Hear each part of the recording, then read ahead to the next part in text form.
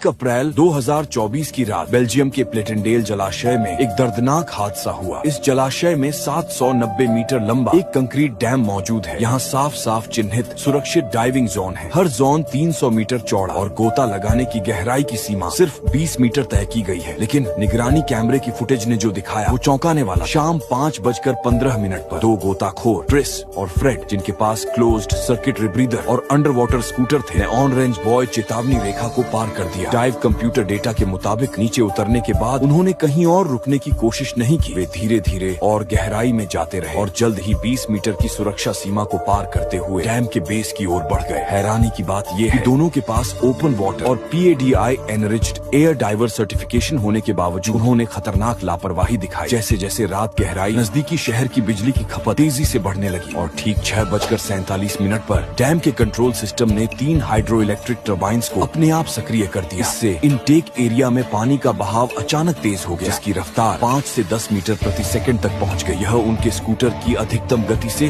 कई गुना तेज। यह जबरदस्त सक्शन संभवतः उन्हें 40 मीटर की गहराई तक खींच ले गया। सामान्य वहाँ एक सुरक्षात्मक ग्रिल होती जो उन्हें फंसा देती। तब तक वे या तो ऑक्सीजन खत्म होने से या अत्यधिक पानी के दबाव से अंगों में फेल्योर के कारण दम तोड़ देते। लेकिन समस्या ये थी, उस ग्रिल को 2021 में रखरखाव खर्चों के कारण हटा दिया गया था। नतीजतन दोनों गोताखोर सीधे पाइपलाइन में खिंच गए। उसी रात फ्रेड का बेटा परेशान हो उठा क्योंकि उसके पिता तो घर लौटे थे, ना ही फोन उठा रहे थे। अगली सुबह 5 जनवरी को उसने अपने पिता की कार को जलाशय के डाइविंग एरिया के पार्किंग लॉट में खड़ा पाया। मन में बेचैनी और डर समा गया। स्थानीय अथॉरिटीज को सूचित किया गया। 10 पेशेवर गोताखोरों की एक रेस्क्यू टीम सोनार उपकरणों के साथ खोज में जुट गई। पूरे दिन की मेहनत के बाद उन्हें सिर्फ टूटी फूटी स्कूटर और रिब्रीदर डैम के नीचे की ओर मिले। हालांकि ये निश्चित नहीं था कि ये उपकरण ट्रिस और फ्रेड के ही हैं। 6 जनवरी को दोपहर 12:30 के करीब पहले शिकार के अवशेष डैम के नीचे पाए गए। उसी दोपहर 1.2 किलोमीटर दूर और भी शरीर के टुकड़े मिले। जांच ने पुष्टि की ये टुकड़े ट्रिस और फ्रेड के ही थे। जख्मों का विश्लेषण साफ दिखा रहा था कि दोनों पाइपलाइन में खिंच गए थे और 50 RPM की रफ्तार से घूमती टर्बाइनों की धारदार ब्लेड ने उन्हें चीर दिया था।